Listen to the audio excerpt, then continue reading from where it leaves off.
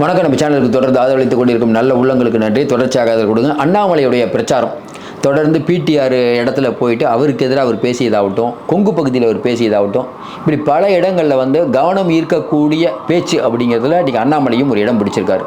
பார்த்துட்டு இருக்க மக்கள் இன்றைக்கி உதயநிதி பேசுகிறது, ஸ்டாலின் பேசுகிறது, எடப்பாடி, விஜய், அதுக்கப்புறம் நிறைய பேர் பேசுகிறதெல்லாம் பார்த்துருக்கோம். இப்படிப்பட்ட சூழ்நிலையில் அண்ணாமலையுடைய பேச்சை நீங்கள் எப்படி பார்க்குறீங்க? எல்லாரும் என்ன நினச்சாங்கன்னா, அண்ணாமலை அவர்கள் அப்படி அமைதியாக இருந்துருவார், ஏன்னா எடப்பாடிக்கும் அவருக்கும் ஒரு சண்டை, அதிமுக வேட்பாளர்கள்லாம் ஆதரித்து அவர் பிரச்சாரம் பண்ண மாட்டார் அப்படின்னு நினச்சிட்டு இருக்கும்போது, திடீர்னு பார்த்தீங்கன்னா வேலுமணி பக்கத்தில் நின்று அவர் பிரச்சாரம் பண்ணுறதாகட்டும், அந்த ஏரியாவில் பிரச்சாரம் பண்ணுறதாகட்டும், அதிமுகவில் இருக்கக்கூடிய தேர்தலில் நிற்கக்கூடியவங்களாம் போய் அவரை பார்க்குறாங்க. அப்போ எடப்பாடி பழனிசாமி ஆங்கில நாளிதழுக்கு கொடுத்த பேட்டியில் சூப்பராக பண்ணிகிட்ருக்காரு, அண்ணாமலை அவர்களுக்கும் எனக்கும் எந்த விதமான உரசல் இல்லை அப்படின்னு வெளிப்படையாக சொன்னது. இதெல்லாம் வச்சு பார்க்கும்போது அண்ணாமலை மீண்டும் தயாராகிட்டார்னே சொல்லலாம். குறிப்பாக பார்த்தீங்கன்னா, இப்போ காணொலி நிறையா வந்தாலும் அண்ணாமலைய பேச்சு எப்படி இருக்குன்னு தெரியும். இப்போ பிடிஆர் அவர்களுடைய ஊரில் போயிட்டு அவர் பேசுகிறார். பிடிஆர் அவர்கள் பேச்சு சுந்தர் சிங்கிற பேரை கூட உச்சரிக்காமல் இருந்த பிடிஆர் இப்போ உச்சரிக்க ஆரம்பிச்சிட்டாரு. ஒரு காலத்தில் நீதி கட்சியில் இவங்க பெரிய குடும்பம், அதனால் படிச்சிட்டோம் அப்படிங்கிற, எப்போ பார்த்தாலும் படிச்சிட்டேங்கிற ஆணவத்தில் பேசுகிறாரு. இன்றைக்கி நிதர்சனமான உண்மை என்ன? மேயருடைய கணவர் போலீஸார் அரெஸ்ட் பண்ணுறாங்க. மாநகராட்சியில் நடக்கக்கூடிய கொள்ளைக்கும் எனக்கும் சம்மந்தம் இல்லைன்னு பிடிஆர் சொல்கிறார். இதெல்லாம் நியாயமாக இருக்கா? சரி, தேர்தல் பிரச்சாரத்துக்கு போகிற பிடிஆர் எல்லாத்தையும் நாங்கள் செஞ்சிட்டோன்னு சொல்லணும். அதை விட்டுட்டு ஏன்ட்டு அதிகாரம் இல்லை, நிறையா பண்ணணும்னு நினச்சேன், ஒன்றுமே பண்ணல. இப்படி பிடிஆரே அவரோட அந்த கட்சியில் நாங்களாம் ஒன்றும் பண்ணலன்னு அவரே வாக்குமூலம் கொடுத்துட்டார். இதையும் தாண்டி இன்றைக்கி பிடிஆர் அவர்கள் தேர்தலில் பேசக்கூடிய ஒவ்வொரு விஷயமும், அதுவும் குறிப்பாக மதுரை, இன்றைக்கி இந்தியாவில் இருக்கக்கூடிய பெருநகரங்களில் மதுரை ஒரு குப்பை நகரமாகிவிட்டது, இதான் ஆய்வு சொல்லுது. அப்போ மதுரையை வளர்க்க வேண்டியது யார்? மதுரையில் இன்றைக்கி பிடிஆர் அவர்கள் என்ன மாற்றத்தை கொண்டு வந்தாங்க? கேட்டால் உங்களுக்கு அதிகாரம் இல்லாமல் எதுக்கு அந்த பதவியில் இருக்கீங்க? நீங்கள் ஒரு ஆடியோ பேசுனதுக்காக உங்களை கட்சியில் கட்டம் கட்டி வச்சுருக்காங்க. நீங்கள் ரோஷக்கார ஆளாக இருந்தால் எனக்கு பதவியே வேணாம்பான்னு சொல்லிட்டு போயிருக்கணும். நீங்கள் ஒரு அறிவாளிங்கிறது ஊருக்கே தெரியும், போயிருக்கணும். ஏன் போல? அரசியலுக்கு உடனே எனக்கு இணையான அறிவாளி யாரும் இல்லை நீங்கள் தொடர்ந்து சொல்லிட்டு இருக்கீங்க. மக்கள் அப்படி பார்க்க மாட்டாங்க. இன்றைக்கி சொத்து வரி அப்படிங்கிற ஒன்று, மக்கள்லாம் கட்டின பணத்தை யார் ஆட்டையை போட்டது? இன்றைக்கி மதுரை மாநகராட்சியில் நடந்த இமாலய ஊழல் அப்படிங்கிறது இது உங்களுக்கு தெரியுமா தெரியாதா? இது வரைக்கும் மேயரை போட முடியாத நிலைமை மதுரையில் இருக்குது. மறுபடியும் மதுரைக்கு எங்களுக்கே ஓட்டு போடுங்கன்னு எந்த முகத்தை கொண்டுட்டு நீங்கள் ஓட்டு கேட்க வரீங்க அப்படின்னு இன்றைக்கி பிடிஆரை பார்த்து அவர் கேட்கக்கூடிய கேள்வி. ஏன் இது அண்ணாமலை கேட்டால் முக்கியத்துவம்னா, இப்போ பிடிஆர்கிட்ட எதிர்த்து ஒரு செல்லூர் ராஜ் கேட்குறாரு, ஆர்வி உதயகுமார் கேட்குறாரு, மற்ற யாராவது கேட்டாங்கன்னா கூட அந்த எஃபெக்ட் இருக்காது. இவர் படித்தவருங்கும்போது இன்னொருத்தர் படித்தவர், இப்போ எல்லோரும் அண்ணாமலை எப்படி பார்ப்பாங்க? சார் முன்னாள் ஐபிஎஸ் சார் அவர் அப்படிங்கும்போது அவருக்கு அந்த கிரேட் இருக்குது. அவர் கேட்குறாரு, நான் பேசுகிறதுக்கு பதில் சொல்லுங்கன்ட்டு. பிடிஆர் அப்படிங்கிற ஒருவர் இன்றைக்கி ஆட்டம் பயங்கரமான ஆட்டமாகுது. முதல்ல சுந்தர்சி போகும்போது கூட ஒன்றும் தெரியல. இப்போ சுந்தர்சி அவர்கள் கொஞ்சம் வேகம் எடுத்துகிட்டு இருக்க மாதிரி தான் தெரியுது அந்த தொகுதியில். இன்னொரு பக்கம் அண்ணாமலை இன்னொரு இடத்துல சொல்கிறார், பட்டியல் போடுறார். இன்றைக்கி தமிழ்நாட்டில் எவ்வளோ நிதி நிலைமை இருக்குது, தமிழ்நாட்டுக்கு ஒன்றிய அரசு எவ்வளோ கொடுத்தது, அதில் நீங்கள் எவ்வளோ செலவு பண்ணீங்க, ஜன்ஜீவன் திட்டத்தில் எவ்வளோ அறிக்கை பண்ணீங்க, அதுக்கப்புறம் பார்த்திங்கன்னா 100 நாள் வேலை திட்டத்தில் இந்த பணத்தெல்லாம் யார் சுருட்டினது, சாலை பணிகளில் நீங்கள் எவ்வளோ கொள்ளடிச்சிங்க, டாஸ்மார்க்கில் எவ்வளோ கொள்ளடிச்சிங்க, மணமகிழ் மன்றம் அப்படிங்கிற பேரில் டாஸ்மார்க்கை புதுசாக எவ்வளோ நீங்கள் உள்ளே நுழைச்சிருக்கீங்க, கனிம வள கொள்ளை எவ்வளோ நடக்குது, பக்கத்து மாநிலங்களுக்கு எவ்வளோ கொள்ளை நடந்துகிட்ருக்குது, இப்படி பல விஷயங்கள். அப்புறம் வெளிநாட்டுக்கு நீங்கள் போய் எவ்வளோ முதலீடுகள் ஏற்றிங்க, லூலு மால் அந்த மால்லாம் வருதுங்க, நீங்கள் எந்த மாலும், இப்படி புள்ளி விவரத்தோடு அவர் பேசுகிறது வெகுஜன மக்கள்கிட்ட எடுபடுது. இப்போ தமிழ்நாட்டில் பிஜேபி என்ன தான் நீங்கள் சொன்னாலும் தமிழ்நாட்டில் பிஜேபிக்கு எதிராக மக்கள் ஒரு கோபத்தில் தான் இருப்பாங்க. ஆனால் அண்ணாமலை அப்படிங்கிறவர் அதை தாண்டி ஏதோ ஒரு விஷயம், ஏன்னா அண்ணாமலை அவர்களை ஓரளவுக்கு எல்லாத்துக்கும் பிடிக்குது, பிஜேபியில் இருந்தாலும் பரவாயில்லைங்க, அவர் பேசுகிறது கரெக்டாக பேசுகிறாருங்க அப்படிங்கிற மாதிரி ஒரு விஷயம் இருக்குது. அப்போ அண்ணாமலை இந்த மாதிரி பாயிண்ட்டை எடுத்து வைக்கும்போது, ஏன்னா ஸ்டாலின் சொல்கிறார்ல, நாங்கள் இவ்வளோ கொடுத்தோம், இவ்வளோ கேட்டோம், ஒன்றுமே கொடுக்கலன்ட்டு, இவர் எடுத்து வைக்கக்கூடிய பாயிண்ட்டுக்கு நிறைய பேரால் பதில் சொல்ல முடியல. இன்னும் சில பேருக்கு என்ன ஒரு ரொம்ப அண்ணாமலை அந்த பிரச்சாரத்தில் என்ன பிடிச்ச விஷயம்னா, அண்ணாமலை இயற்கையிலேயே இன்றைக்கி தமிழ்நாட்டில் பிஜேபியை வளர்த்ததில் அவருக்கு ஒரு பெரிய பங்கு இருக்குது. அண்ணாமலை சுணங்கி போயிருந்தால் அது கண்டிப்பாக எடப்பாடி பழனிசாமிக்கு ஒரு பின்னடைவாக தான் இருக்கும். நம்ம ஏற்கனவே சொன்னோம், எடப்பாடி பழனிசாமி ரொம்ப கிளவர்னு. கரெக்டாக பார்த்தீங்கன்னா அண்ணாமலையை கார்னரே பண்ண மாட்டார். அவர் ரொம்ப கிளவர். அவர் என்ன நினைக்கிறாரு, நமக்கு ஜெயிக்கணும். அண்ணாமலை கொஞ்சம் நாளைக்கு முன்னாடி டெல்லி போயிட்டு வந்தார், ஒரு 4 நாளைக்கு முன்னாடி. எதுக்கு போயிட்டு வந்தார்? டெல்லி கூப்பிட்டு சொல்லிட்டாங்களாம், ஒரு 3 தொகுதி தான் ஜெயிக்கிற மாதிரி இருக்குது.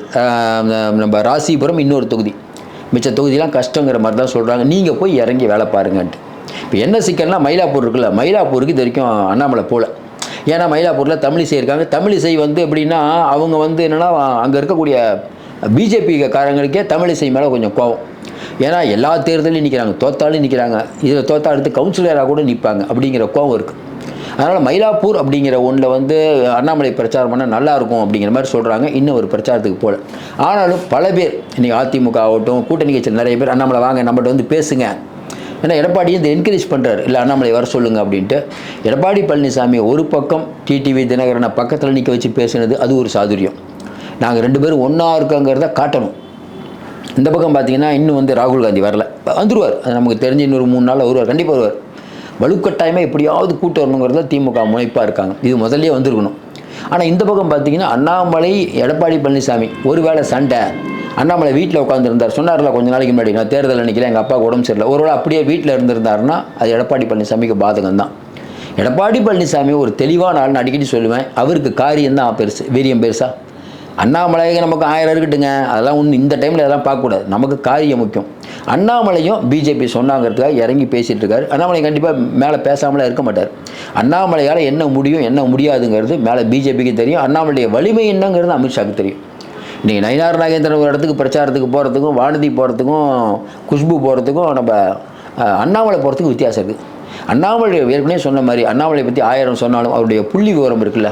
குறிப்பாக பார்த்தீங்கன்னா உதயநிதி அவர்களை பற்றியும், முதலமைச்சர் அவரை பற்றியும், முதலமைச்சர் குடும்பத்தை பற்றியும், கனிமொழி அவர்களை பற்றியும், இந்த திமுக அடுத்து வந்து திமுக ஆட்சி வந்ததுன்னா வரலைன்னா கட்சி உடைய போகுது, கனிமொழி அக்கா தலைமையில் ஒரு கட்சி வரப்போகுது, மக்களுக்கு நிறைய பேருக்கு இருக்கக்கூடிய சந்தேகம் தான் அது.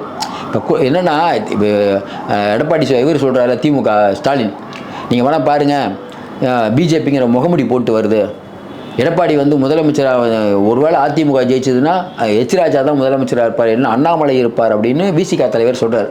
ஆனால் அந்த கூட்டணியில் என்னென்னா கம்யூனிஸ்ட்டுகள் ஒன்றும் பிரச்சனை இல்லை. இந்த பக்கம் பார்த்தீங்கன்னா விசிகாவுக்கும் தேமுதிகவுக்கும் சண்டை. தேமுதிக நிற்கிற தொகுதியில் திமுகவும் விசிகாவும் வேலை செய்ய மாட்டுறாங்க. அவ்வளோ குழப்பங்கள் ஓடிக்கொண்டிருக்கிறது. ராஜாவோட ஆடியோ போட்டதுலேருந்து ராஜாவை நிறைய இடத்துல காணும். இன்னொரு பக்கம் வீரமணி அவர்கள் 92 வயதிலையும் பிரச்சாரம் செய்கிறாருன்னு ஸ்டாலின் சொல்கிறாங்க. நிறைய எம்எல்ஏக்கள் தயவுசெய்து எங்கள் ஏரியாவுக்கு பிரச்சாரம் வராதிங்கிறாங்களா. ஏன்னா வீரமணி அவர்கள் நட்சத்திர பேச்சாளராக போட்டு நான் வருவேன்னு விடாப்பிடியாக இருக்கார். ஸ்டாலினுக்கு என்ன பண்ணுறதுன்னு தெரியல, அனுப்பிவிட்டார்.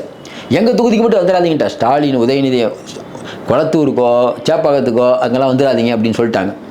மற்ற ஊரில் போடுறாங்கள அவங்க கூட ஐயா நீங்கள் வந்து வாங்க ரெஸ்ட் எடுங்க ஹோட்டலில், பிரச்சாரம்லாம் பண்ண வேணாங்கிற ரேஞ்சுக்கு போயிடுக்குது. இதுதான் இன்றைக்கி வீரமணியோட நிலைமை. அதனால் அதாவது இவங்க என்னென்னா கோயிலில் வந்து காவடி எடுக்கிறதாகட்டும் எல்லா வேலையும் பண்ணுவாங்க. இப்போ மக்கள் என்ன கேட்குறாங்கன்னா, சார் உங்கள் கொள்கை என்ன? ஒரு காலத்தில் பெரியார் கொள்கைங்கிறீங்க, ஒரு காலத்தில் வந்து நாங்கள் வந்து ஆன்மீகத்துக்கு நாங்கள் இவ்வளோ பண்ணோங்கிறீங்க. அப்போ வந்து சிறுபான்மை மக்களையும் ஏமாத்துறீங்க, பெரும்பான்மை மக்களையும் ஏமாத்துறீங்க, எல்லாத்தையும் ஏமாற்றி நீங்கள் ஜெயிக்கணும், அது ஒன்று தான் குறிக்கோள். அப்படிப்பட்ட பட்சத்தில் இன்றைக்கி அண்ணாமலை பேச்சு மட்டும் இல்லை, எடப்பாடியுடைய பல பேச்சுகள் இன்றைக்கி வந்து பாதுகாக்கப்பட்ட வேளாண் மண்டலம் ஆகட்டும், மேகதாது விஷயத்தை 3 சொன்னங்கிற நீங்கள் டிகே சிவகுமாரை கூட்டு வந்து பேசுகிறீங்கன்னு ஆகட்டும், அடிக்கடி உதை மரியாதை கொடுத்தா மரியாதை கொடுப்போம். என்னெல்லாம் தனிப்பட்ட மரத்தில் விமர்சிச்சுன்னா நொக்கி எடுத்துருவோன்னு சொல்லிட்டு பழைய வரலாறு ஆரம்பித்து நொக்கி எடுக்கிறாரு பாருங்க. இதெல்லாம் அந்த தொண்டர்களுக்கு உற்சாகம். பரவாயில்லப்பா, பிரித்து மேயராக இருப்பா. உங்களுக்கு தெரியும் அண்ணாமலை எப்படி பேசுவாருன்னு. அண்ணாமலை மாதிரி இப்போ எடப்பாடி இறங்கிட்டார். அதனால் மறுபடியும் சொல்கிறோம், இன்றைக்கி அரசியல் களை கட்டி விட்டது. இந்த எல்லாருடைய பிரச்சாரத்திலும் உங்கள் வந்து எந்த பிரச்சாரம் வந்து நல்லா பிடிச்சிருக்குன்னு நீங்கள் சொல்லுங்கள். நம்ம பார்க்கும்போது இப்போ வந்து அண்ணாமலை அவர்களுடைய பிரச்சாரம்லாம் பார்க்கும்போது அவர் ரொம்ப தெளிவாக தான் பேசுகிறார். இது மக்கள்கிட்ட கண்டிப்பாக எடுபடும் நான் நினைக்கிறேன். உங்கள் கருத்தை சொல்லுங்கள். இது மாதிரி யார் பேசுகிறத எடுபடுது? ஸ்டாலின் பேசுகிறத மக்கள் நம்புகிறாங்களா? உதயநிதி பேசுகிறத நம்புகிறாங்களா? ஏன்னா உதயநிதி எல்லா இடத்துக்கும் போய் சொல்லிட்டு இருப்பார், எவ்வளோ ஓட்டில் ஜெயிக்க வைப்பீங்க, எவ்வளோ ஓட்டில் ஜெயிப்பீங்க. இன்னொரு பக்கம் ஸ்டாலின் திமுக வேட்பாளர் சின்னத்தையே மறந்துட்டார். ஏன்னா அவருக்கு வந்து தலைமைச் செயலாளர் மாற்றிட்டாங்க, உள்துறை செயலாளரை மாற்றிட்டாங்க, பதட்டம் இருக்கு இல்லைங்க. யாரெல்லாம் உங்களுக்கு நம்பிக்கையாக இருந்து உங்களுக்கு எல்லா விஷயத்தையும் வழிநடத்தி சென்றார்களோ அந்த தளபதிகள்லாம் யாருன்னா அமைச்சர்களை தான் தளபதி பண்ணுவாங்க. கலைஞர் காலத்துலையும் ஜெயலலிதா காலத்துலையும். இப்போ ஜெயலலிதா என்ன நினைப்பாங்க, எடப்பாடி பழனிசாமி இருந்தார், அப்போ திண்டுக்கல் சீனிவாசன் இருந்தார், ஓபிஎஸ் இருந்தார், இவங்கெல்லாம் ஒரு பெரிய வட்டம். அப்போ அதேமாதிரி கலைஞர் காலத்தில் ஆற்காடு வீராசாமி, அன்பழகன்லேருந்து துரைமுருகன்லேருந்து இவங்ககிட்டலாம் ஆலோசனை பார்ப்பார். ஆனால் ஸ்டாலின் அவர்கள் பார்த்தீங்கன்னா முழுக்க ஆலோசனையே அந்த 5 பேர் தான். டேவிட்சன் ஆசீர்வாதத்துக்கு ஒரு 5 பேர். இந்த 5 பேர் முட்டு சந்துக்கு கொண்டு போயிட்டாங்கன்னு யார் சொன்னாலும் கேட்காம இருந்தார். இப்போ அந்த 5 பேருக்குமே சிக்கல். 5 பேருக்கு சிக்கலும் போது இவருக்கு எப்படி உதவி பண்ணுவாங்க? அமைச்சராக இருந்தால் உங்களுக்கு உதவி பண்ணுவாங்க, நாளைக்கு நீங்கள் பொறுப்பு உரிமை அதிகாரிகள் வேறு இடத்தை நோக்கி சென்று விடுவார்கள். இப்போ நம்ம ஏற்கனவே சொல்கிற மாதிரி வர தேர்தலில் ஸ்டாலின் தோத்துட்டாருன்னு வச்சுக்கோங்களேன், தோத்துட்டாருன்னு அவ்வளோதான் நீங்கள் சொல்கிறீங்க. அந்த 5 அதிகாரிகள் இருக்காங்க, அவங்களாம் எடப்பாடி பழனிசாமிகிட்ட போய் நல்ல வாய்ப்பாக வாங்கிக்க போகிறாங்க. இது தெரியாமல் இவங்க தான் நமக்கு பெரிய அளவுக்கு ஆதரவு கொடுப்பாங்கன்னு ஸ்டாலின் நம்பினார். உள்ளுக்குள்ளே அமைச்சர்களே உள்ளுக்குள்ளே சிரிச்சிட்டு இருக்காங்க. நாங்கள் சொன்னதை நம்பாமல் அதிகாரிகள் நம்பினீங்கல்ல, முட்டு சந்துக்கு வந்துட்டீங்கன்னு சிரித்து கொண்டு இருக்கிறார்கள். தேர்தல் மட்டும் முடியட்டும், திமுக சுக்கு நூறாக உடைய போகிறது அப்படிங்கிறது கன்ஃபார்மு. நீங்கள் சொல்லலாம் அந்த மாதிரியான விஷயங்கள் தொடர்ந்து சீக்கிரம் நடக்கணும்னு. யோசிக்காதீங்க, கண்டிப்பாக நடக்கும். என்னுடைய வார்த்தை கண்டிப்பாக பலிக்கும். பார்த்துட்டு இருக்க மக்களுக்கும் தெரியும். உங்கள் ஆதரவு கொடுங்க. மீண்டும் சந்திப்போம். நன்றி, வணக்கம்.